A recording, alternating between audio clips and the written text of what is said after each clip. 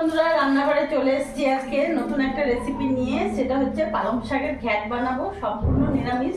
তার জন্য এখানে আমি পালং শাকও ভালো করে কেটে ধুয়ে নিয়েছি, আর এখানে আমি বেগুন কেটেছি, আর এখানে ফুলকপির কচি কচি ডাঁটা আছে, আলু আছে, মূলো আছে, বেগুন আছে, গাজর আছে, সব কিছু দিয়েছি। তার সাথে এখানে বড়ি, আমাদের এখানে এরকম বড়ি পাওয়া যায়। এখানে আমি কড়াইতে তেল দিয়ে দিয়েছি, এই তেলের মধ্যে এই বড়িগুলো দিয়ে দেবো। এর থেকেও বড় বড় করে বড়িগুলো লাল করে ভেজে নিয়েছি, এবার নামিয়ে ফেলবো। ওই তেলের মধ্যে কেটে রাখা বেগুনগুলো ভেজে নেব।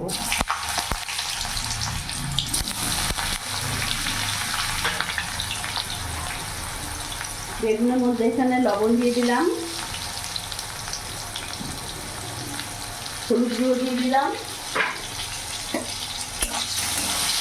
এবার বেগুনগুলোকে লাল লাল করে ভেজে নেব। বেগুনগুলো লাল লাল করে ভেজে নিয়েছি, এবার নামিয়ে ফেলবো।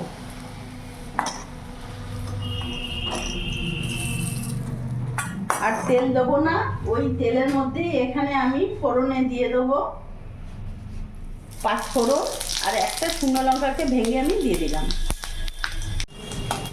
নিরামিষ তরকারিতে ফোড়নে ঘ্যাটে ফোড়নে দিলে খুব ভালো লাগে। এবার ফোড়নটা ভাজা হয়ে গেছে, কেটে রাখা সবজিগুলো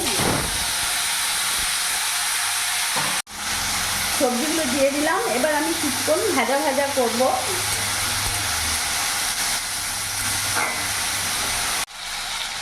সবজিগুলো কিছুক্ষণ একটু ভাজা ভাজা করে নিয়েছি তেলের মধ্যে।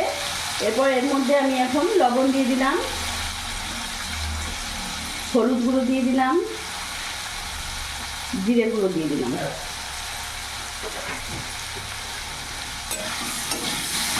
ভালো করে নাড়াচাড়া করে মিশিয়ে নেব সবজিগুলোর সাথে। এরপরে কেটে রাখা পালং শাকগুলো দিয়ে দেবো।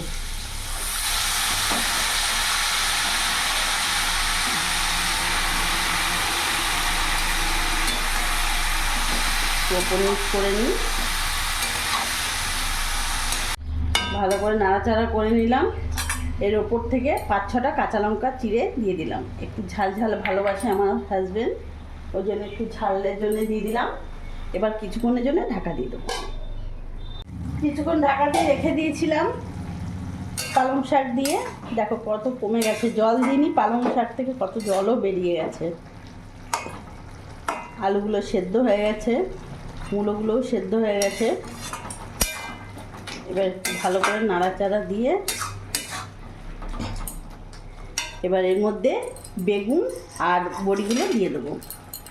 যে বেগুন আর বড়ি আমি ভেজে রেখেছিলাম পুরোটা দিয়ে দেবো, ভালো করে মিশিয়ে নেব।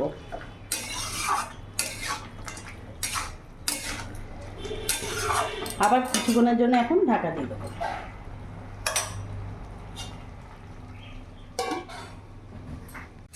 আর কতক্ষণ? এই যে হয়ে এসছে, অনেকটাই হয়ে গেছে। পালং শাকের ঘ্যাট করছি, একটু চিনি দিয়ে দেবো। ঘ্যাটে একটু চিনি দিলে ভালো লাগে স্বাদটা। ভালো করে মিশিয়ে নেব। একটু বেশ গামাখামাখো হয়েছে, থকথকে না, একেবারে হয়ে গেছে। এবার হ্যাঁ, পালং শাকের ঘ্যাট একেবারে রেডি। এবার গ্যাস অফ করে নামিয়ে ফেলবো।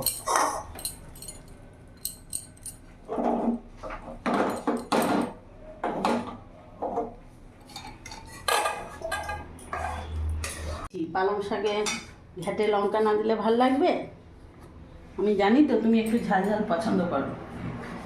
তো বন্ধুরা, আজকে বানালাম পালং শাকের ঘ্যাট সব কিছু দিয়ে। তোমরা দেখলে অবশ্যই ভিডিওটা যদি তোমাদের ভালো লাগে প্লিজ লাইক কমেন্ট শেয়ার করে আমার পাশে থেকো। আর তোমরাও সবসময় ভালো থেকো।